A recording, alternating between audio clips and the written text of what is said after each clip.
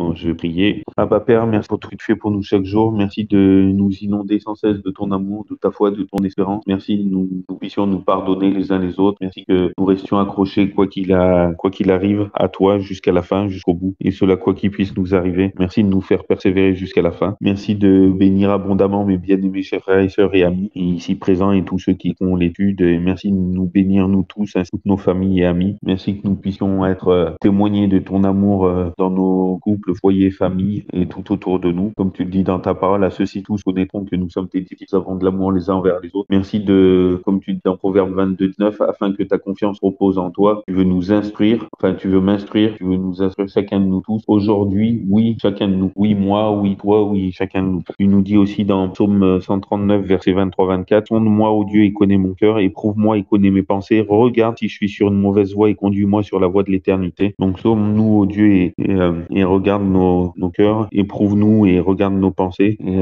conduis-nous, regarde si nous sommes sur des mauvaises voies et conduis-nous sur la voie de l'éternité. Je demande cela pour chacun de nous. Merci de faire de nous des béréens qui acceptons ta parole avec beaucoup d'empressement et qui l'examinons chaque jour pour voir si tout ce qu'on nous dit est exact, tout ce que nos pasteurs, prédicateurs et même nous-mêmes. Et merci de faire infiniment au-delà de tout ce que nous savons te demander et penser. Merci de diriger cette étude et nous faire comprendre ta parole et surtout que nous puissions la mettre en pratique. Au nom de Jésus, amen. Désolé, la prière était longue. Amen. Alors, aujourd'hui, nous allons voir, n'hésitez pas à intervenir. Ah oui, et ou Robin ou toi, Vincent, si Fleur, elle a des questions, n'hésitez pas à me poser les questions vocalement parce que j'aurai du mal à y regarder et à faire l'étude en même temps. Je sais pas, je suis un mec, je sais pas faire deux choses à la fois. J'ai du mal à Ah, non, lire et doute, tandis que, hein? je sais un garçon, sauf que j'arrive à faire les choses à la fois. Hein. Moi, non mais Oui.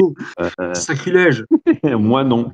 Moi non. Ouais. Non mais vu que Par quand contre, je vais on fait l'étude, m'absenter, tu on a du vois. mal à lire les messages et à parler en même temps. Enfin, tandis Ouais. que là, si Et vous du posez coup, une question je disais ça, c'est que je vais m'absenter, tu vois, de 3 petites minutes. ah oui, ok. Oui, Bon une bah petite urgence ok. dans le lieu secret, quand même. Ouais. Bon, alors aujourd'hui, je vais vous parler. Il y en a qui vont pas être donc des 10 commandements encore. Donc, si on a le temps de voir, c'est surtout deux questions. C'est les 10 commandements sont-ils mentionnés dans le livre de la Genèse et où se trouvent les 10 commandements dans le Nouveau Testament? Mais oui, ils sont pour répondre à la question. Donc voilà, l'étude est finie. Non, bon, alors pour parler plus sérieusement, parce que bon, les 10 commandements, sinon presque tout le monde sait que ça se trouve dans Exode 20, versets 1 à 17, mais ça se trouve aussi dans Deutéronome. Mais souvent, quand on parle des 10 commandements, c'est surtout Exode 20, parce que Exode 20 fait surtout référence à la création, donc on a été créé. Alors que celui dans Deutéronome, c'est surtout pour la sortie d'Égypte. Donc c'est vrai que ça nous concerne pas indirectement, mais directement, mais parce qu'il nous a pas sorti, il a pas nos ancêtres d'Égypte, de l'esclavage de l'Égypte, mais indirectement, il nous a sorti de l'esclavage du péché et de la mort, qui conduit à la mort. Donc oui, il nous a délivrés aussi. Il n'est pas que notre créateur, mais il est aussi notre rédempteur. Une fois, j'ouvre et je ferme une parenthèse rapidement. Je discutais avec un frère juif, il me disait qu'il comprenait pas pourquoi j'observais le sabbat, et puis il me disait mais nous,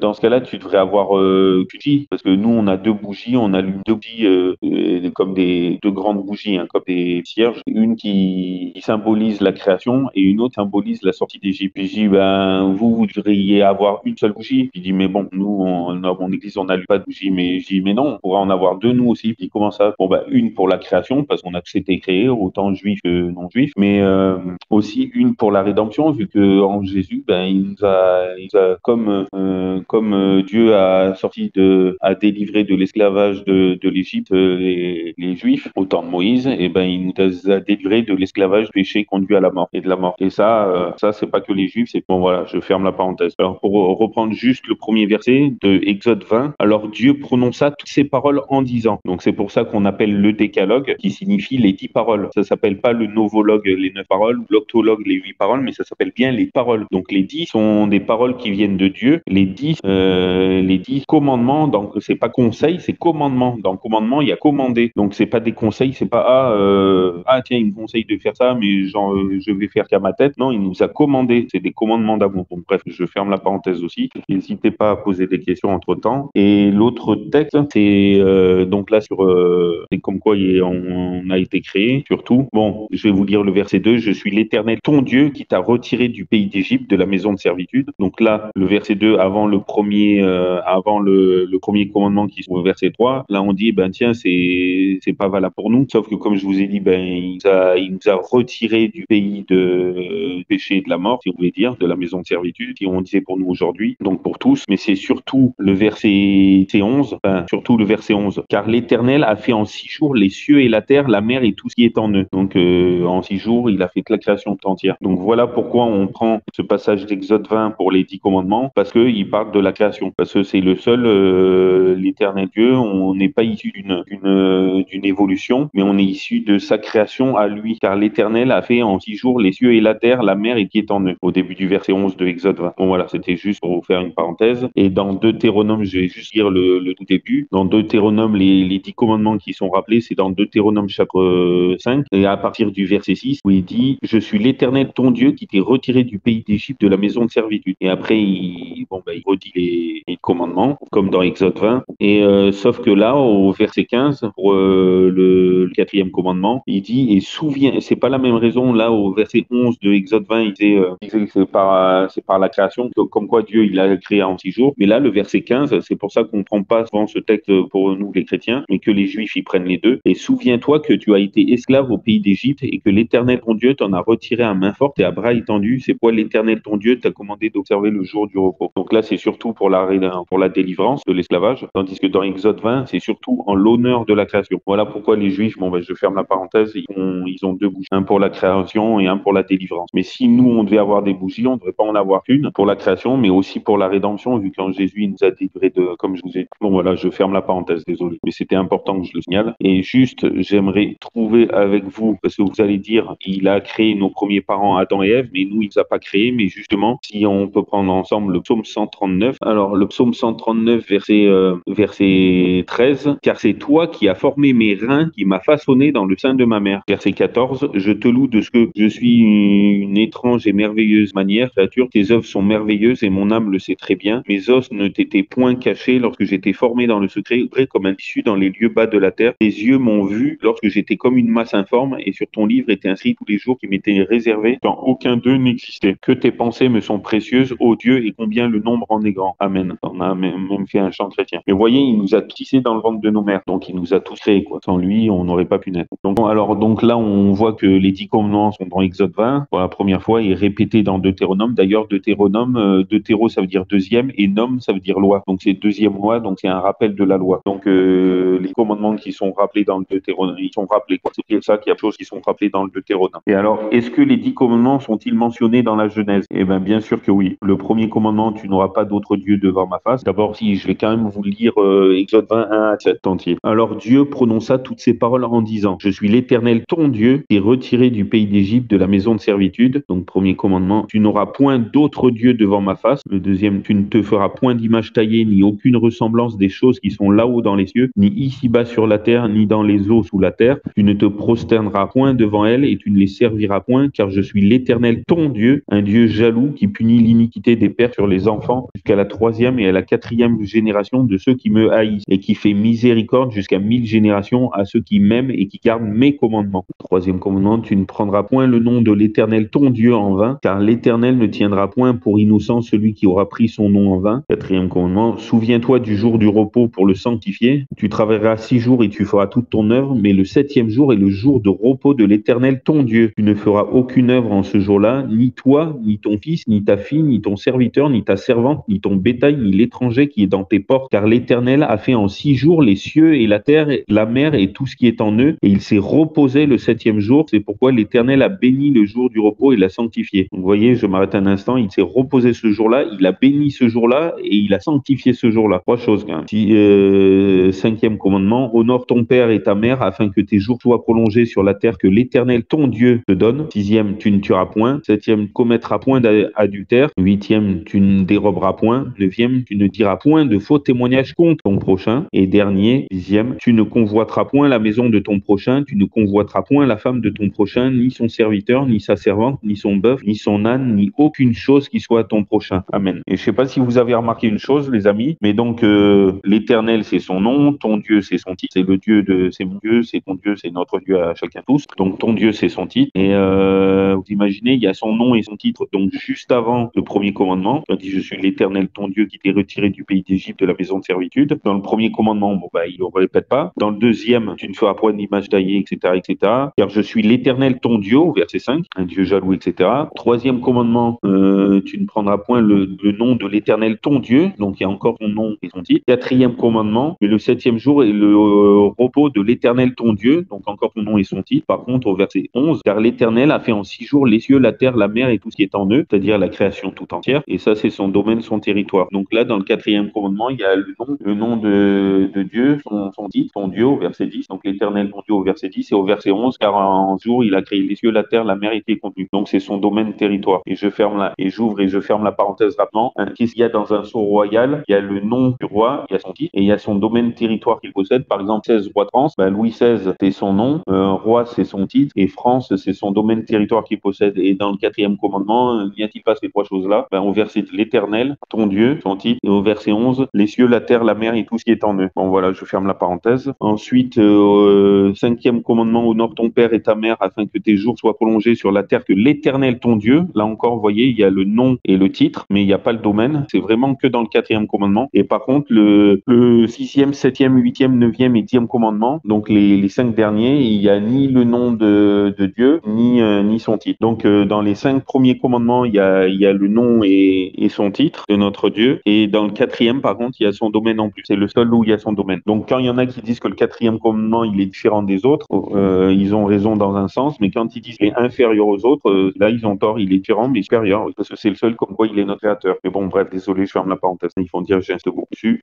Ouais, bah oui, c'est un peu comme un sceau. Justement, c'est pour ça qu'il y en a beaucoup qui pensent que le quatrième commandement, c'est le sceau de Dieu. Et d'ailleurs, dans 2 Timothée 2, verset 19, mais version Louis II, la version Osterval, là, pour une fois, elle rend bien. Néanmoins, le solide fondement de Dieu reste debout avec ses paroles qui servent de sceau. Ces paroles, et ça fait référence au décalogue, les paroles. Bon, bref. Et juste aussi, j'ouvre, donc, il y a ça comme, et puis bon, je vais pas y revenir, vous allez dire, je vais faire sur le sabbat, je veux pas faire que sur le sabbat, mais Ézéchiel 20, verset 12 et verset 20 nous dit que le sabbat, c'est le signe entre Dieu et son peuple, quoi, il est celui-ci. Et le verset 20 qui est entre Dieu et nous, son peuple, pourquoi il est notre Dieu. Et donc, le sabbat, c'est le signe. Et ailleurs, Romains 4:11, Abraham, il reçut de la circoncision comme sceau de la justice. Donc, avec ce verset, on s'aperçoit que signe égale sceau. Donc, si sabbat égale signe et que signe égale sceau, donc sabbat égale sceau. Donc, la première raison de Timothée 2:19, que pour nous, les paroles, c'est le sceau de Dieu. Et Ézéchiel 20, c'est 20, et avec Romains 4:11, on s'aperçoit que le sabbat, c'est le signe et que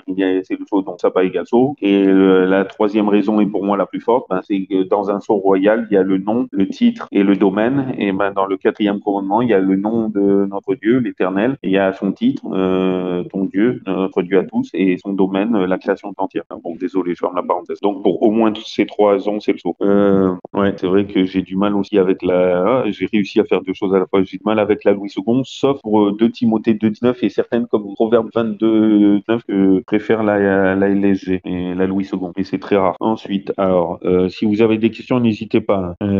Donc, ah oui. Donc, souvent, on me dit, mais oui, les commandements, ça a été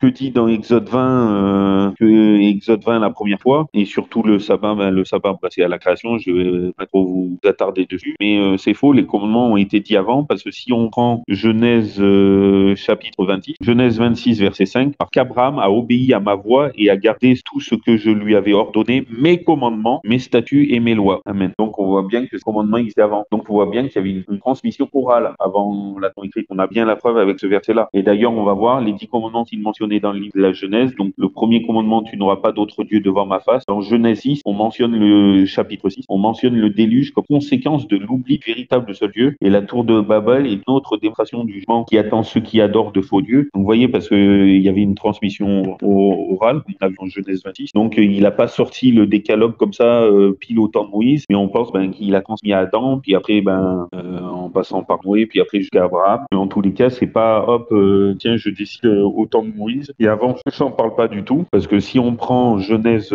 juste bon, désolé, je peux pas passer outre. Genèse 2, versets 1 à 4. Ainsi furent achevés les cieux et la terre et toute leur armée, et Dieu eut achevé au septième jour son œuvre qu'il avait faite, et il se reposa au septième jour de son œuvre qu'il avait faite, et Dieu bénit le septième jour et le sanctifia, parce qu'en ce jour-là, il se reposa de toute son œuvre pour l'accomplissement de laquelle Dieu avait créé. Telles sont les origines des cieux et de la terre quand ils furent créés, lorsque l'Éternel Dieu fit la terre et les cieux. Amen. Donc oui, les 9 autres commandements, ils ont été écrits au temps de Moïse. Sur la loi, ils ont écrit sur Moïse, comme on a vu dans Exode 20, mais comme on a vu dans Genèse 25, ben, ils existaient oralement avant, puisqu'il parle qu'Abraham, il a gardé ses commandements, ses statuts et ses lois, qui ont été écrits que par Moïse plus tard. Mais par contre, on voit que ben, la création, le repos que Dieu s'est reposé et a béni, a sanctifié, ben là, c'est depuis la création, donc c'est vraiment avant même les 9 autres. Mais bon, bref, voilà. Tu ne feras point d'image taillée, etc., etc. Le deuxième commandement, ben, Jacob considérait comme un péché que quelqu'un de sa famille ait des idoles. À cette époque, on connaissait déjà l'interdiction de les adorer. Et là, il y a deux passages dans Genèse 31, verset 9 et verset 30. Ah ben, je tourne la page une fois que je suis dessus. Donc Genèse 31, verset 9 et 30. Alors, verset 9. Or, Laban était allé tondre ses brebis et Rachel déroba les téraphimes de son père. Et le verset 30 du même chapitre. Et maintenant, tu es parti parce que tu languissais après la maison de père, mais pourquoi as-tu dérobé mes dieux? Bon, après, il faudrait lire toute l'histoire, mais bon, il savait que c'était pas une bonne chose, mais il faudrait dire, bon, après, ça sera trop long. Genèse 35, verset 1 à 4. Je vais vous lire. Donc, c'est comme quoi Jacob ôte de sa maison. Et Dieu dit à Jacob, lève-toi, monte à Bethel et demeure-y, et fais-y un autel au Dieu qui t'apparut lorsque tu fuyais de devant Ésaü ton frère. Alors Jacob dit à sa famille et à ceux qui étaient avec lui, ôtez les dieux avec un pied étranger qui sont au milieu de vous, et purifiez-vous et changez de vêtements, et levons-nous et montons à Bethel, et j'y ferai un autel au Dieu qui m'a répondu au jour de ma détresse et qui a été avec moi pendant mon voyage. Alors ils donnèrent à Jacob tous les dieux étrangers qu'ils avaient et les anneaux qui étaient à leurs oreilles, et Jacob les enterra sous le chêne qui était près de Sichem. Et le verset 5 quand même, ensuite ils partirent, et Dieu frappa de terreur les villes qui étaient autour d'eux, et ils ne poursuivirent point les fils de Jacob. Pourquoi? Pour les protéger, ils venaient d'enlever tout, d'enlever tous les trucs idolâtres. Tu ne prendras point. Est-ce que vous m'entendez toujours en fait? Que je parle, mais je passe. Oui, ok, merci. Et merci, oui, de mettre les versets dans l'étude. Donc, tu ne prendras point le nom de l'Éternel ton Dieu en vain, le troisième commandement. Et Ésaü méprisait les privilèges sacrés du droit d'aînesse. Il vendit contre un plat de lentilles. Pour cette raison, on le qualifie de personne profane. Dans Hébreux 12, verset 16, on va lire. Donc, Hébreux 12, verset 16. Je suis allé trop loin, comme d'habitude. Alors, je vais lire à partir du verset 15 pour qu'on comprenne la phrase. Enfin, verset 14. Recherchez la paix avec tout et la sanctification, sans laquelle personne ne verra le Seigneur, veillant à ce que personne ne se prive de la grâce de Dieu, à ce qu'aucune racine d'amertume poussant dehors ne vous trouble et que plusieurs n'en soient infectés, à ce qu'il n'y ait point de fornicateur ni de profane comme Ésaü, qui pour un mai vendit son droit d'aînesse. Donc profane, là, il parle surtout, quand on dit Ézéchiel 36 aussi, mais bon, ça c'est après les commandements, mais Ézéchiel 36 qui nous dit, je vais vous lire quand même le passage, c'est Ézéchiel 36, verset 20. Voilà, donc à partir du verset 20, et lorsqu'ils sont arrivés parmi les nations où ils allaient, les Hébreux, les Juifs, ils ont profané mon saint nom, en sorte qu'on a deux, c'est le peuple de l'Éternel, et ils sont sortis de son pays. Mais j'ai voulu épargner mon saint nom que profaner la maison d'Israël parmi les nations où elle était allée. C'est pourquoi dit à la maison d'Israël, ainsi a dit le Seigneur l'Éternel, je n'agis pas de la sorte à cause de vous, maison d'Israël, mais à cause de mon saint nom que vous avez profané parmi les nations où vous êtes allés. Je sanctifierai mon grand nom qui a été profané parmi les nations que vous avez profané au milieu d'elles, et les nations sauront que je suis l'Éternel, dit le Seigneur. L'Éternel, quand je serai sanctifié par vous sous leurs yeux. Ce qui est valable pour eux à l'époque est valable pour nous aussi, parce que chrétien, ça veut dire disciple du Christ. Donc il va bénir le nom de Christ qu'on a profané parmi les alentours, parce qu'on ne vaut pas mieux qu'eux, on a fait des choses aussi abominables qu'eux, si ce n'est pire. Verset 24, je vous retirerai d'entre les nations et je vous rassemblerai de tous les pays et je vous ramènerai dans votre pays. Alors, verset 25 à 27 est mes préférés, même 28. Je répandrai sur vous des eaux pures et vous serez purifiés. Je vous purifierai de toutes vos souillures et de toutes vos idoles. Je vous donnerai un cœur nouveau et je mettrai en vous un esprit nouveau. J'ôterai de votre corps le cœur de pierre et je vous donnerai un cœur de chair. Je mettrai en vous mon esprit et je ferai que vous marchiez dans mes statuts et que vous gardiez mes ordonnances pour les pratiquer et vous habiterez dans le pays que j'ai donné à vos pères. Vous serez mon peuple et je serai votre Dieu. Amen. C'est énorme. Et le verset 29, je vous délivrerai de toutes vos souillures, j'appellerai le froment et le multiplierai et je ne vous enverrai plus la famine. Je multiplierai le fruit des arbres et produits des champs afin que vous portiez plus l'opprobre de la famine parmi les nations. Amen. C'est énorme. Voilà, je vais avancer. Et est-ce que vous avez des questions, les amis? Oui, amen.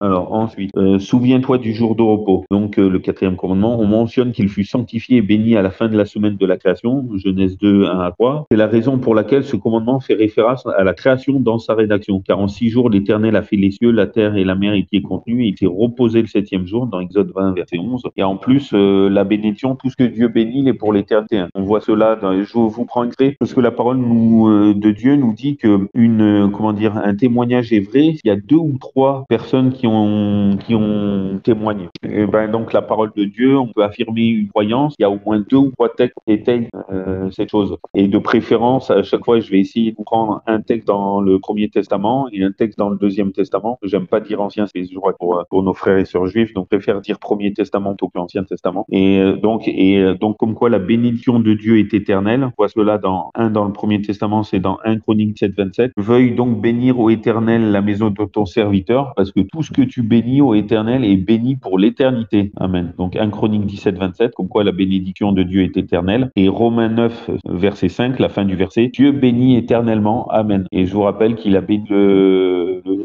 septième jour, parce qu'il s'est reposé ce jour-là et il l'a sanctifié. Donc il a béni pour l'éternité. Bon bref, voilà, je ferme la parenthèse. Ensuite, honore ton père et ta mère. Le cas de Cham, l'un des fils de Noé, montre la valeur de ce commandement dans le livre de la Genèse. Donc c'est dans Genèse 9, verset 20 à 27. Et Cham, en fait, Noé a eu 3 fils, Sem, Cham et Japheth. Et je vais vous lire, donc Genèse 9, verset 20 à 27. Or Noé commença à cultiver la terre et planta de la vigne, et il but de vin et s'enivra et se découvrit au milieu de sa tente. Et Cham, père de Canaan, ayant vu la nudité de son père, le rapporta dehors à ses 2 frères. Mais Sem et Japheth prirent le manteau, le mirent tous 2 sur leur épaule, et marchant en arrière, ils couvrirent la nudité de leur père. Et comme leur visage était tourné, ils ne virent point la nudité de leur père. Et Noé, réveillé de son vin, c'est-à-dire des grès, apprit ce que son fils cadet lui avait fait, et il dit, maudit soit Canaan. Il sera serviteur des serviteurs de ses frères, puis il bénit soit l'Éternel, Dieu de Sem, et que Canaan soit leur serviteur. Et que Dieu étende Japheth, et qu'il habite dans les tentes de Sem, et que Canaan soit leur serviteur. Amen. Ouais, vous allez dire c'est un peu dur, mais un jour, il faudrait que je vous envoie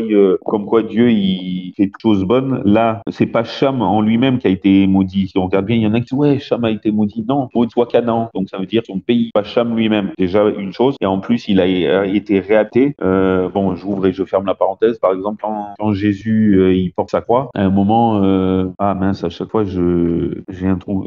Simon de Cyrène, qui est chargé de l'aider à porter la croix. Et vous savez d'où il vient? Il est originaire de Canaan. Donc en fait, quand vous voyez, regardez aussi, j'ouvre et je ferme la parenthèse rapidement, quand l'apôtre Pierre, il a renié 3 fois Jésus, Jésus, juste avant son ascension, il le réa 3 fois, même Pierre, par 3 fois, et qui dit par 3 fois, nourris mes brebis. Donc Dieu, il nous réa toujours, il nous réinstaure toujours. C'est énorme ça. Donc amen, gloire à Dieu. Donc vous imaginez, là, Canaan avait été maudit à cause que Cham, c'est même pas Cham lui-même, c'est le pays de Canaan, et comme quoi il serait esclave des autres. Et là, ils ont été réaptés du pays de Canaan avec Simon de Cyrène, je crois que si je me trompe pas, qui a aidé à porter la croix de Jésus. Donc vous imaginez comme quoi Dieu est grand et qu'il fait des choses bonnes. Le péché, il nous détruit, mais il nous restaure toujours tôt ou tard. Bon, voilà, je ferme la parenthèse. Ensuite, tu ne tueras point. Alors, tu ne tueras point. Vous m'entendez toujours, au fait? Je sais pas si ça marche. Oui, ok, merci. Alors, tu ne tueras point. La désapprobation de l'homicide, comme dans le cas de Caïn et d'autres, mentionnés dans le livre de la Genèse, Genèse 4, versets 8 à 15, démontre que l'on connaissait bien ce commandement. Donc, vous voyez, quand il y en a qui disent, ouais, les commandements, comme je vous dis, il y a pas de preuve d'une transmission orale. Genèse 20, verset 5, c'est vraiment parce qu'Abraham a obéi à ma voix et a gardé ce que je lui avais ordonné, mes commandements, mes statuts et mes lois. Donc, on voit bien que ça existait bien avant Moïse. Et là, que je vais vous lire, est Genèse 4, verset 8 à 15. Genèse 4, verset 8 à 15. Genèse 4, verset 8 à 15. Et Caïn parla à Abel son frère. Et comme ils étaient au champ, Caïn s'éleva contre Abel son frère et le tua. Et l'Éternel dit à Caïn, où est Abel ton frère? Et il répondit, je ne sais. Suis-je le gardien de mon frère, moi? Et l'Éternel dit, qu'as-tu fait? La voix du sang de ton frère crie de la terre jusqu'à moi. Et maintenant tu seras maudit de la terre qui a ouvert sa bouche pour recevoir de ta main le sang de ton frère. Quand tu cultiveras la terre, elle ne te rendra plus son fruit, tu seras vagabond et fugitif sur la terre. Et Caïn dit à l'Éternel, ma peine est trop grande pour être supportée. Voici, tu m'as chassé aujourd'hui de cette terre, et je serai caché de devant ta face, et je serai vagabond et fugitif sur la terre, et il arrivera que quiconque me trouvera me tuera. Et l'Éternel lui dit, c'est pourquoi si quelqu'un tue Caïn, Caïn sera vengé cette fois. Et l'Éternel mit à Caïn un signe, afin que quiconque le trouverait ne le tuât point. Et je sais plus, je vous ai dit jusqu'au verset... Ah oui, jusqu'au verset 15. Voilà, c'est bon, amen. Donc, vous voyez, non seulement donc il a tué son frère, mais Dieu le protège quand même. Il le maudit, mais il lui met un signe pour pas qu'il soit tué. Donc, vous imaginez encore le grand amour de Dieu. Ouais. Donc, ensuite, tu ne commettras point d'adultère. L'instant avec là qu'on va lire, c'est en Genèse 34, versets 1 à 7. Et la conduite de Joseph, lorsqu'il affronta la tentation de l'adultère, révèle que le 7e commandement était bien connu du peuple de Dieu. Vous voyez, de toute façon, tous. Donc, Genèse 34, et après, on veut les annuler dans le Nouveau Testament. Enfin, on peut faire la parenthèse. Donc, Genèse 34, 1 à 7, nous dit, désolé, je suis un peu plus parfois. Or, Dina, la fille que Léa avait enfantée à Jacob, sortit pour voir les filles du pays. Et Sichem, fils de Hémor, le Hévien, prince du pays, la vit et l'enleva et coucha avec elle et lui fit violence. Et son âme s'attacha à Dina, fille de Jacob, et il aima la jeune fille et parla au cœur de la jeune fille. Et Sichem parla à Hémor, son père, et lui dit, donne-moi cette jeune fille pour femme. Or, Jacob apprit qu'il avait déshonoré Dina, sa fille. Mais ses fils étaient au champ avec son bétail. Pardon. Et Jacob, et Jacob se tue jusqu'à leur retour. C'est jusqu'au verset 7. Cependant, Hémor, père de Sichem, sort vers Jacob pour lui parler. Et les filles de Jacob revinrent des champs dès qu'ils apprirent la chose. Et ces hommes furent affligés et fort irrités de l'infamie que Sichem avait commise en Israël en couchant avec la fille de Jacob, ce qui ne devait point se faire. Amen. Donc vous voyez bien, ils savaient que ça ne devait point se faire. C'est bien qu'il y a toujours une transmission orale avant la transmission écrite. Bah, d'ailleurs, l'écriture, en même temps, je peux le comprendre.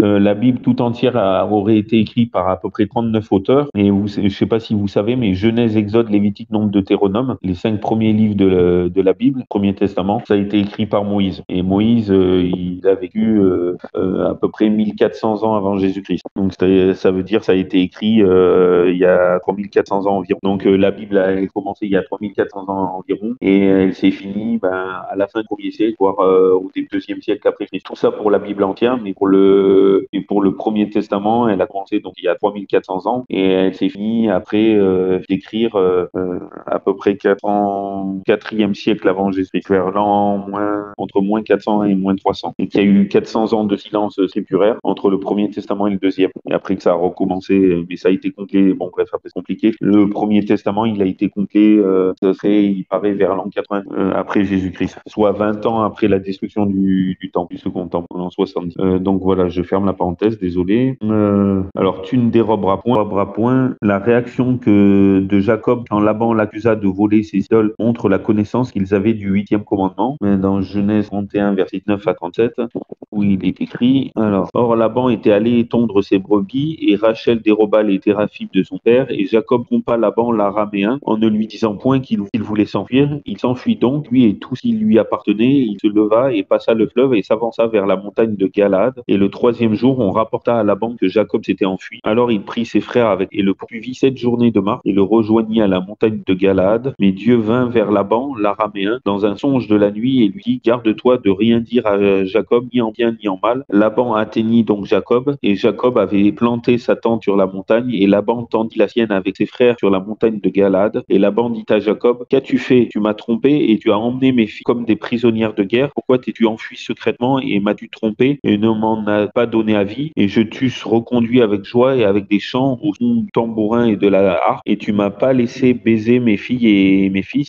et mes filles, pardon. Tu agis follement. J'ai en main le pouvoir de vous faire du mal, mais le Dieu de votre père m'a parlé la nuit passée en disant, garde-toi de rien dire à Jacob, ni en bien ni en mal. Et maintenant tu es parti parce que tu languissais après la maison de ton père, mais pourquoi as-tu dérobé mes dieux? Et Jacob répondit et dit à Laban, c'est que je craignais en moi-même que tu ne me ravisses tes filles. Mais celui chez qui tu trouveras tes dieux ne vivra point en présence de nos frères. Examine ce qui est chez moi et prends-les. Or Jacob ignorait que Rachel les eût dérobés. Alors Laban entra dans la tente de Jacob et dans la tente de Léa et dans la tente des 2 servantes, et il ne les trouva point. Puis il sortit de la tente de Léa et entra dans la tente de Rachel. Mais Rachel avait pris les téraphim, les avait mis dans le bas du chameau et s'était assise dessus. Et Laban fouilla la tente et ne les trouva point. Et elle dit à son père que mon Seigneur ne se fâche point de ce que je ne puis me lever devant lui, car j'ai ce que les femmes ont coutume d'avoir. Et il chercha, mais il ne trouva point les téraphimes. Alors Jacob se mit en colère et querella Laban. Et Jacob prit la parole et dit, quel est mon crime? Quel est mon péché pour que tu m'aies poursuivi avec tant d'ardeur? Pour que tu aies fouillé tous mes bagages? Qu'as-tu trouvé de tous les objets de ta maison? Mets-le ici devant mes frères et tes frères, et qu'ils soient juges entre nous deux. Amen. Bon, après, si vous voulez toute l'histoire, je vous invite à lire là chez vous. Mais vous voyez comme quoi le vol, même si c'était des idoles, comme quoi on ne devait pas voler. Même idole était mauvaise. Tu ne porteras pas de faux témoignages contre ton prochain. Donc l'incident entre Isaac et Abimelech dans Genèse 21:11 et Jacob et Ésaü dans Genèse 27:1-45 montre que mentir était considéré comme une mauvaise action. Bon là, ça serait peut-être trop long. Je vais peut-être vous lire le premier. Genèse 21:11. Donc comme quoi, oui, les 10 commandements, et dès que on pense que Dieu les a transmis dès Adam, vu qu'après ça a été perpétué jusqu'à Abraham et jusqu'à même après jusqu'à Moïse, et Moïse après ils ont été écrits. Genèse 26, or il y eut une famine au pays outre la première famine qui avait eu lieu du temps d'Abraham, et Isaac s'en alla vers Abélec, roi des Philistins à Guérar, et l'Éternel lui apparut et lui dit, ne descends point en Égypte, demeure au pays que je te dirai, séjourne dans ce pays et je serai avec toi et je te bénirai, car je donnerai à toi et à ta postérité tous ces pays-ci, et je mettrai à exécution le serment que j'ai fait à Abraham ton père, et je multiplierai ta postérité comme les étoiles des cieux, et je donnerai à ta postérité tous ces pays-ci. Et quand les gens du lieu s'informèrent de sa femme, il répondit, c'est ma sœur, car il craignait de dire, c'est ma femme, de peur, disait-il, que les habitants du lieu ne me tuent à cause de Rebecca, car elle était belle de figure. Or, il arriva, quand il eut passé un assez long temps, qu'Abimelech, roi des Philistins, regarda par la fenêtre, et il vit Isaac se jouer avec Rebecca, sa femme. Alors Abimelech appela Isaac, et il lui dit, certainement, vois, c'est ta femme, et comment est-ce ma sœur? Et Isaac lui répondit, ce que j'ai dit, il ne faut pas que je meure à cause d'elle. Et Abimelech dit, que nous as-tu fait? Peu s'en est fallu que quelqu'un du peuple n'ait abusé de ta femme et que tu es rendu coupable. Et Abimelech donna cet ordre à tout peuple, celui qui touchera à cet homme ou à sa femme sera mis de mort. Donc, vous voyez, même chez les Philistins, les commandements, même avant d'être écrits, étaient un peu connus. Bon, alors, on va pas voir l'autre, il est trop long, mais il y a Genèse 3, verset 6. Et la femme vit que le fruit de l'arbre était bon à manger et qu'il était agréable à la vue et que l'arbre était désirable pour devenir intelligent, et elle prit de son fruit et en mangea et en donna aussi à son mari auprès d'elle, et il en mangea. Amen. Donc là, c'est sur le dernier commandement, ne convoitera point. La conséquence désastreuse de la convoitise prouve que convoiter était un péché. Donc là, avec Genèse 3:6. De plus, la convoitise de Lot, évidente par son choix, fut un péché qui engendra des conséquences terribles. Ouais. Donc, et maintenant, on va voir où se trouvent les 10 commandements dans le Nouveau Testament. Donc, tu n'auras pas d'autre Dieu devant ma face, le premier commandement. On voit cela dans Matthieu 4, verset 10. Et après, le deuxième texte, je vous le dirai pas. Donc, Matthieu 4, verset 10. Je vais encore aller trop loin. Je suis dans Marc, Matthieu. Mais c'est répété aussi dans je sais pas si c'est dans les 3 autres évangélistes, mais en tout cas, c'est répété, je crois, dans Luc. Donc, Matthieu 4, verset 10. Alors, Jésus lui dit, arrière, Satan, car il est écrit, tu adoreras le Seigneur ton Dieu et tu le serviras lui seul. Amen. Donc, Luc aussi le dit, Marc, Jean, pas. Et Jean, je sais plus. Déjà, c'est dans Matthieu et dans Luc. Et dans 1 Corinthiens aussi, verset 5 à 6. Donc, 1 Corinthiens 8, verset 5 à 6. Donc, 1 Corinthiens, c'est après Romains. Alors, car quoi qu'il en est, soit dans le ciel, soit sur la terre, qui sont appelés Dieu avec un D, comme en effet il y a pur Dieu et pur Seigneur, ça il se met à la place des païens. Toutefois, nous n'avons qu'un seul Dieu, le Père, duquel possède toutes choses, et nous sommes pour lui, et un seul Seigneur, Jésus-Christ, par lequel sont toutes choses, et nous sommes par lui. Donc ça veut dire que même s'il y a 150 millions de dieux idoles parmi les nations, donc pour eux ils existent, mais il n'y a qu'un seul Dieu, et donc ça répète, n'aura pas d'autre Dieu devant ma face. Il n'y a qu'un seul Dieu créateur. Donc tu ne te feras point dimanche taillé, etc., etc. Donc 1 Corinthiens 6, verset 9. Alors 1 Corinthiens 6, verset 9. Ne savez-vous pas que les injustes n'hériteront point le royaume de Dieu? Ne vous abusez pas, ni les impurs, ni les idolâtres, etc., etc. Donc les idolâtres, c'est-à-dire ceux qui ont des idoles. Ni les adultères, ni les efféminés, ni les infâmes, ni les larrons, ni les avares, ni les bonnes, ni les médisants, ni les ravisseurs n'hériteront le royaume de Dieu. Et le verset 11, or c'est là ce qui était quelques-uns de vous, mais vous avez été lavés, mais vous avez été sanctifiés, mais vous avez été justifiés au nom du Seigneur Jésus et par l'Esprit de notre Dieu. Donc ensuite, il y a un autre verset, c'est dans 1 Corinthiens, verset 7 et 14, pardon. Donc 1 Corinthiens 10, verset 7. Ne devenez donc point idolâtres comme quelques-uns d'entre eux, selon qu'il est écrit, le peuple s'assit pour manger et pour boire, s'ils se levèrent pour danser. Et le verset 14, même, c'est pourquoi, mes bien-aimés, fuyez de l'idolâtrie. Amen. Donc vous voyez, c'est toujours valable. Déjà, c'est et Romains 2, verset 22, Romains 2, 22, Romains c'est juste avant 1 Corinthiens, et après les actes. Romains 2, 22 dit, tu dis de ne pas commettre adultère et commet adultère, tu as en abomination les idoles et commets des sacrilèges. Comme quoi, c'est toujours valable les commandements. Amen. Donc le troisième, tu ne prendras point le nom de l'Éternel ton Dieu en vain, etc. Donc il y a 1 Timothée et après, donc il y a plusieurs textes dans 1 Timothée. 1 Timothée 1, versets 13 et 20. Moi qui étais auparavant un blasphémateur, un persécuteur, un homme violent, mais j'ai obtenu miséricorde parce que j'agissais par ignorance étant dans l'incrédulité, pardon. Et le verset 20, de ce nombre sont Hyménée et Alexandre que j'ai livrés à Satan afin qu'ils apprennent à ne point blasphémer. Parce que blasphémer, c'est ou se déclarer l'égal de Dieu, ou c'est prendre son nom en vain, si vous cherchez dans le dictionnaire. Et 1 Timothée 6, verset 1, 1 Timothée verset 1, qui nous dit que tous les esclaves qui sont sous le joug regardent leur mère comme digne de tout respect afin que le nom de Dieu et la doctrine ne soient pas blasphémés. Je vais finir peut-être la phrase, et que ceux qui ont des fidèles pour maître ne les méprisent point, peut-être qu'ils sont frères, mais qu'ils les servent d'autant mieux parce qu'ils sont des fidèles, des bien-aimés et qui s'appliquent à leur faire du bien, enseignent ces choses, exhortent. Ensuite, il y a Apocalypse 13, verset 5 c'est Apocalypse 7, 3, donc Apocalypse 13, ouais. Apocalypse 13, verset 5 à 6. Et on lui donna une bouche qui disait de grandes choses et des blasphèmes, et on lui donna le pouvoir de faire la guerre pendant 42 mois, et elle ouvrit la bouche pour blasphémer contre Dieu, pour blasphémer contre son nom et son tabernacle, et contre ceux qui habitent dans le ciel. Ouais, c'est costaud. Apocalypse 7, un jour je ferai sur Apocalypse, mais je suis pas très doué. Alors, Apocalypse 7, verset 3, et il me transporta en esprit dans un désert, et je vis une femme assise sur une bête de couleur écarlate, pleine de noms de blasphème, et ayant 7 têtes et 10 couronnes. 7 têtes et 10 cornes. Donc on voit déjà pour le moment que, les trois, décidément j'ai loqué, les trois premiers commandements, on les trouve aussi dans le Nouveau, et ils étaient même tous dans Genèse. Souviens-toi du sabbat. Là par contre, il y a pas mal de versets. Donc Matthieu 24, le premier, Matthieu 24, 20, comme quoi quand il y en a qui disent le quatrième il est plus valable, mais Matthieu 24, 20 nous dit, alors Matthieu 24, 20, priez pour que votre fuite n'arrive pas en hiver ni en un jour de sabbat, pour qu'il n'y ait pas à travailler. Donc quand Jésus dit ça et que Matthieu il dit, ça veut dire que le sabbat est toujours valable. Bon, attendez, de toute façon je vais prendre d'autres textes. Donc Marc 2, versets 27 à 28, qui sont assez connus, où il est écrit, puis il leur dit, le sabbat a été fait pour l'homme, non pas l'homme pour le sabbat, ainsi le Fils de l'homme est maître même du sabbat. Amen. Donc si le sabbat n'existe plus, ça veut dire qu'il est le maître de rien du tout. Parce qu'il y en a qui se versaient, c'est bon, il est aboli, on peut le changer, puis non, il est aboli, donc il est plus rien, donc c'est le maître de rien du tout, c'est pas logique. Et il l'a béni, et que Dieu bénit, il est pour l'éternité. Et Dieu ne change pas, sa parole ne change pas non plus, sa loi non plus, elle est comme lui, éternelle et immuable. Je ferme la parenthèse. Luc 23, verset 55. Luc 23, verset 56. Verset 54, pour prendre à partir du verset 54. C'était le jour de la préparation et le sabbat allait bientôt commencer. Et les femmes qui étaient venues de Galilée avec Jésus, ayant suivi Joseph, remarquèrent le sépulcre et comment le corps de Jésus y fut placé. Et s'en étant retournées, elles préparèrent des aromates et des parfums et elles se reposèrent le jour du sabbat selon la loi. Il avait aboli ce truc-là pour elles se seraient reposées. Bon, je ferme la Acte 1, verset 12. Mais bon, c'est pas le plus flagrant, mais je vais quand même dire celui-là.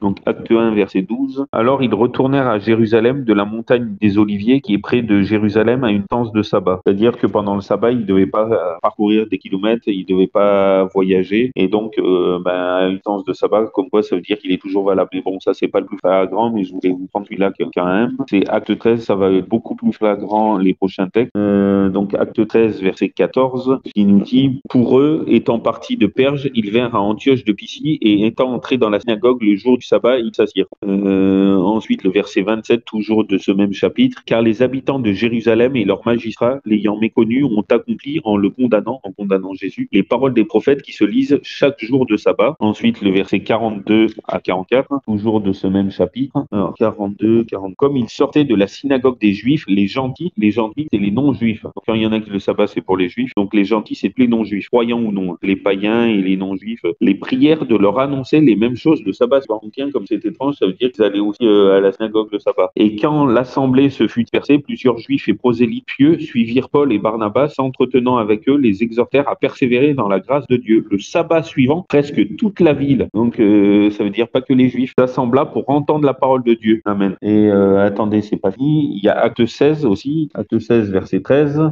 il nous dit, le jour du sabbat, nous allâmes hors de la ville, près d'une rivière où l'on avait accoutumé de faire la prière, et nous étant assis, nous parlions aux femmes qui y étaient assemblées. Donc, vous voyez, pas que à la synagogue aussi, de partout. Encore un autre un peu plus flagrant, acte 17, verset 2. Et Paul, selon sa coutume, entra vers eux et pendant 3 jours de sabbat les entretint des Écritures, démontrant et faisant voir qu'il avait fallu que le Christ souffrit et qu'il ressuscita des morts, et disant, ce Christ, c'est Jésus que je vous annonce.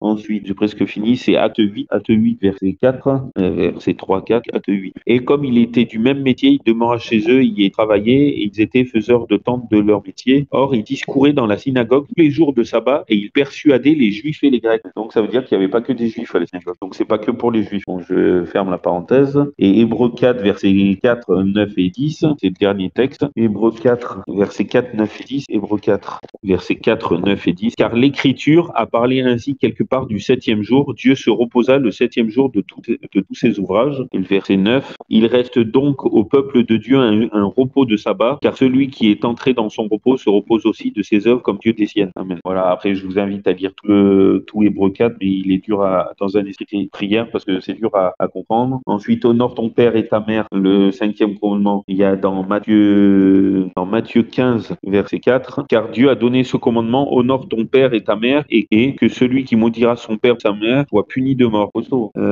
Ensuite, Matthieu... Ah oui, et le verset 9, pardon, aussi. Le verset 9, mais il m'honore en vain en enseignant des doctrines qui sont des commandements d'hommes. Ok. Ensuite, Matthieu 19, 9, Matthieu 19, 19. Honore ton père et ta mère et tu aimeras ton prochain comme toi-même. Quand il dit, par exemple, et voici quelqu'un s'approchant, lui dit au verset 16, bon maître, que dois-je faire de bien pour avoir la vie éternelle? Il lui répondit, pourquoi m'appelles-tu bon? Personne n'est bon sauf Dieu seul. Que si tu veux entrer dans la vie, garde les commandements. Il lui dit, lesquels? Et Jésus lui répondit, tu ne tueras point, commettras point d'adultère, tu ne déroberas point, tu ne diras point de faux témoignages, honore ton père et ta mère et tu aimeras ton prochain comme toi-même. Il y en a qui pourquoi il les a pâtés, mais après il a passé ceux concernant Dieu. Il savait que les honorer et c'est le plus grand de tous les commandements, c'est tu aimeras ton Dieu de ton cœur, de ta force, de ta pensée et tu aimeras ton prochain comme toi-même. Le 2e commandement. Alors, qu'est-ce qu'il y a d'autre? Oui, après il y a Marc 7, mais ça rejoint un peu. Il y a Marc 7, verset 10. Il y a Marc 10, verset 9. Tu as Luc 8, verset 20. Éphésiens, par contre, je vais voir Éphésiens 2 à 3. Je vais peut-être pas tous vous les lire, mais si jamais, si Vincent peut les noter dans le channel, alors que je dis pas de bêtises, oui, tu as Marc 7, verset 10, Marc 10, verset 19, Luc 8, 20, Éphésiens 6, verset 2 à 3. Enfants, obéissez à vos parents selon le Seigneur, car cela est juste. Honore ton père et ta mère, c'est le premier commandement qui est une promesse, afin que tu sois heureux et que tu vives longtemps sur la terre. Ensuite, oui, j'avance aussi parce que j'ai presque une batterie. Donc, tu ne tueras point. Ben, il y a dans Matthieu 19, 18, que je vous ai cité là, quand il est lesquels tu tueras point. Marc 9, Luc 20 et Romains 13, 9. Je vais vous dire Romains 13, 9. Je ne sais pas d'où vous voulez lire. J'ai peur de ne pas avoir assez de batterie. Désolé. J'aurais dû le charger avant. Déjà, je peux vous donner les références, ça vous intéresse. Donc, Romains 13, verset 9. Ah oui, là. Romains 13, verset 9. Je commence même à partir du verset 8. Ne devez rien à personne si ce n'est de vous aimer les uns les autres, car celui qui aime les autres a accompli la loi. Et écoutez bien la suite, verset 9. En effet, les commandements, tu ne commettras point d'adultère, tu ne tueras point, tu ne déroberas point, tu ne diras point de faux témoignages, tu ne convoiteras point, et tout autre commandement. Tout cela se résume dans cette parole, tu aimeras ton prochain comme toi-même. L'amour ne fait point de mal au prochain, l'amour est donc l'accomplissement de la loi. Amen. Donc tout autre commandement, veut dire que les autres. Donc les 2 commandements de aimer son Dieu de ton cœur, de sa force, enfin de sa pensée, de ton intelligence, de ton être entier et d'aimer notre prochain comme toi-même, ça résume les commandements, mais ça ne les réduit pas. Il y en a qui disent, ça y est, c'est ces commandements qu'il faut observer, mais pas les autres. Non. Les 10 commandements, ces 2 commandements-là, ça résume les 10. Ils sont toujours valables. D'ailleurs, il dit, et tout autre commandement. Amen. Donc ensuite, 1 Corinthiens 9, il nous dit, ne savez-vous pas que les injustes n'hériteront point le royaume de Dieu? Ne vous abusez point, ni les impurs, ni les volâtres, les athées, etc., comme on a lu tout à l'heure. Et Jacques 2, 11. Ah oui, Jacques 2, 11 et Jacques 2, c'est mes préférés, mais je vais vous lire. Donc Jacques, c'est après Hébreu et c'est avant Pierre. Donc Jacques 2, 10 d'abord. Car quiconque aura observé toute la loi, s'il vient un péché dans un seul commandement, devient coupable de tous. Donc pour Jacques 2, 10, moins 1 est égal à 0. En effet, celui qui a dit tu ne commettras point d'adultère a dit aussi tu ne tueras point. Or, si tu ne commets point d'adultère, adultère, mais que tu es transgresseur de la loi. Amen. Ce qui est valable pour chacun. Donc c'est où on observe les 10 ou aucun. Si tu en observes 9, c'est comme si tu n'en observes aucun. 8, pareil, 7, pareil. Ensuite, tu ne déroberas point. Bon, ben, c'est un peu vu dans Romains 13, verset 9 à lu, et 1 Corinthiens 10. Mais il y a aussi Matthieu 19, 8, Marc 9 et 20. Tu ne porteras pas de faux témoignages contre ton prochain. Matthieu 19, 8 aussi, pareil. Marc 19, 8, 20. Romains 13, 9, où il dit un peu, presque tous les commandements. Par contre, je vais vous prendre celui-là, Apocalypse 21, 27. Mais je vous enverrai de toute façon tous les textes pour ceux que ça intéresse. Donc Apocalypse 21, 27, il nous dit, il n'y entrera rien de souillé, ni personne qui s'adonne à l'abomination et au mensonge, mais ceux-là seuls qui sont écrits dans le livre de vie de l'agneau. Amen. De ceux qui ont la vie éternelle. La nouvelle Jérusalem qui est céleste. Et Apocalypse 22, verset 15, mais dehors seront les impudiques, les empoisonneurs, les fornicateurs, les meurtriers, les idolâtres et quiconque aime et pratique le mensonge. C'est clair. Ensuite, tu ne convoiteras point, le dernier, donc Romains 7, 7, 7, il nous dit, que dirons-nous donc? La loi est-elle la cause du péché? Nullement. Au contraire, je n'ai connu le péché que par la loi, car je n'eusse point connu la convoitise si la loi n'eût dit, tu ne convoiteras point, etc., etc. Ensuite, Romains 13, 9, comme on a vu, mais je vais le relire. En effet, les commandements, tu ne commettras point adultère, tu ne tueras point, tu ne déroberas point, tu ne diras point de faux témoignages, tu ne convoiteras point, et tout autre commandement, tout cela se résume dans cette parole, tu aimeras ton prochain comme toi-même. Amen. Et 1 Corinthiens 10, verset 6. 1 Corinthiens 10, verset 6. Or, ces choses sont arrivées pour nous servir d'exemple, afin que nous ne désirions point de mauvaises choses comme ils en désirèrent, ne devenez donc point idolâtres comme quelques-uns d'entre eux, selon qu'il est écrit, le peuple s'assit pour manger et pour boire, se lever pour danser. Amen. Je me demande si je me suis pas trompé de... Ouais, parce que là, c'était plus sur de l'idolâtrie que de la convoitise. Bon, là, désolé, j'ai dû me tromper de quoi qu'ils ont un peu fait. Quand ils ont fait le veau d'or, c'était de l'idolâtrie, mais c'était de la convoite aussi. Enfin, moi, ils ont, de toute façon, un péché en encature. C'est comme un train peut en cacher un autre. Un péché, si on regarde le roi David, il a fait avec Bathsheba, la femme d'Uri. Il a voulu cacher ce péché d'adultère, donc déjà par le mensonge. Et il a dit à Uri, va coucher, je paraphrase, pour aller va coucher avec ta femme. Et lui, Uri, n'a pas, non, bien tes hommes dormiraient dans une tente et moi j'irai coucher avec ma femme. Non, j'irai avec des hommes comme eux pour pas avoir de privilèges. Et donc après, ben, il envoie une lettre pour le mettre au fond, en première ligne, qui se fasse tuer. Mais sauf qu'on oublie, il a fait tuer quelques hommes avec lui. Il y avait quelques hommes qui ont péri avec Uri. Donc pour cacher son adultère, il a menti et il a tué. Comme quoi, un péché en entraînement. Et on veut le couvrir. Et vous le cachez. Ensuite, 1 Timothée 6, verset 9. Mais ceux qui veulent devenir riches tombent dans la tentation et le piège et dans beaucoup de désirs insensés et pernicieux qui plongent les hommes dans la ruine et la perdition.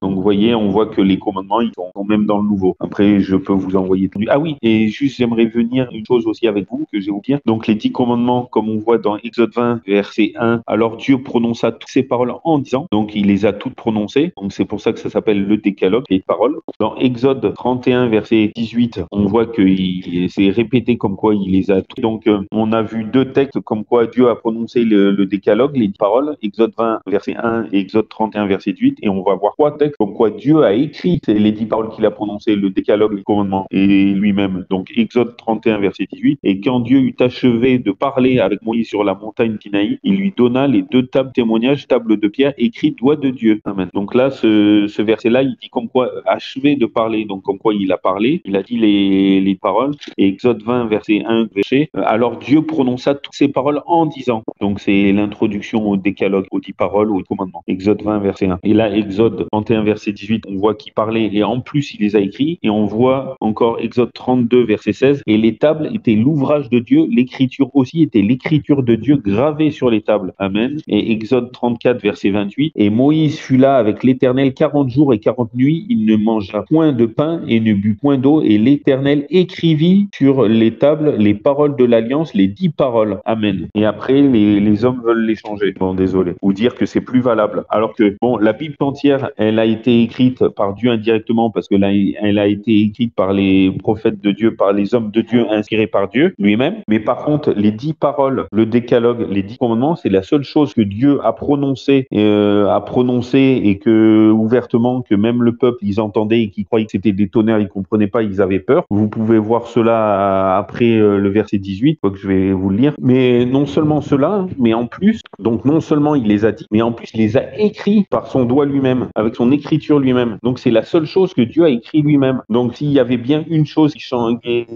l'Éternel, c'est bien ça. Tout le reste, il l'a fait écrire par des hommes inspirés par lui. Mais c'est la seule chose qu'il a écrit lui-même, les commandements. Ça que j'insiste autant qu'il y en a qui me disent, ah, tu insistes trop dessus. Regardez, Exode 20, verset 18. Or, tout le peuple, donc c'est à la fin du commandement, sachant que ça s'est fait fini au verset 7. Donc je vais vous lire le premier verset. Donc, alors Dieu prononça ces paroles en disant, je suis l'Éternel ton Dieu qui est retiré du pays d'Égypte de la maison de servitude, etc., etc. Le verset 7, le 10e commandement, tu ne convoiteras point la maison de ton prochain, tu ne convoiteras point la femme de ton prochain, ni son serviteur, ni sa servante, ni son bœuf, son âne, ni aucune chose qui soit à ton prochain. Et le verset 18, or tout le peuple entendait les tonnerres et le son de la trompette et voyait les éclairs de la montagne fumante. Le peuple donc, voyant cela, tremblait et se tenait loin, et ils dirent à Moïse, parle-nous toi-même et nous t'écouterons et nous écouterons, mais que Dieu ne parle point avec nous, de peur que nous ne mourions. Et Moïse dit au peuple, ne craignez point, car Dieu est venu pour vous éprouver et afin que sa crainte soit devant vous, en sorte que vous ne péchiez point. Le peuple donc se tint loin et Moïse s'approcha de l'obscurité où était Dieu. Et l'Éternel dit à Moïse, tu diras ainsi aux enfants d'Israël, vous avez vu que je vous ai parlé des cieux. Vous ne ferez point à côté de moi des dieux d'argent et vous ne ferez point des dieux d'or. Tu me feras un autel de terre sur lequel tu sacrifieras des holocaustes et des sacrifices de prospérité, tes brebis et tes taureaux. En tout lieu où je ferai célébrer mon nom, je viendrai à toi et je te bénirai. Que si tu me fais un autel de pierre, tu ne les emploieras point taillés, car si tu levais sur elles ton fer, tu les souillerais, par exemple si vous voulez les tailler, et tu ne monteras point à mon autel par des degrés afin que ta nudité n'y soit pas découverte. Amen. Donc comme quoi, vous voyez, tout le peuple entendait, mais sauf qu'il en avait peur. Donc il a prononcé les 10 paroles, le décalogue, d'ailleurs ça s'appelle les 10 paroles, et en plus il les a écrites. Et quand Moïse, il casse les tables de la loi, par énervement, voyant que le peuple se prostituait avec le veau d'or, qu'ils avaient fait pendant qu'il était sur la montagne, et donc la première fois, Dieu, il a pris la pierre, il a taillé la pierre et il a gravé les 10 commandements. Mais la deuxième fois, je paraphrase, hein, mais vous pouvez lire l'histoire. La deuxième fois, Dieu, il a pris la pierre et il a dit à Moïse, taille-les toi-même, l'air de dire, taille-les, tu as brisé les premières. C'est toi qui vas tailler les premières. Mais par contre, Dieu, il a réécrit à nouveau les 10 paroles dessus. Donc la deuxième fois, qui n'a pas été brisée, c'était comment on appelle ça, je cherche mon mot, pas un consensus, une collaboration divino-humaine. La première fois, c'est Dieu qui a tout fait. La deuxième fois, Moïse a taillé, a formé la pierre pour que ça fasse deux tables. Et c'est Dieu qui a réécrit avec son doigt. Donc une collaboration divino-humaine là, quoi. Alors que la première fois, c'était que Dieu. Comme quoi, il nous rend participatifs, quoi. Père, merci pour tout ce que tu fais pour nous chaque jour. Merci de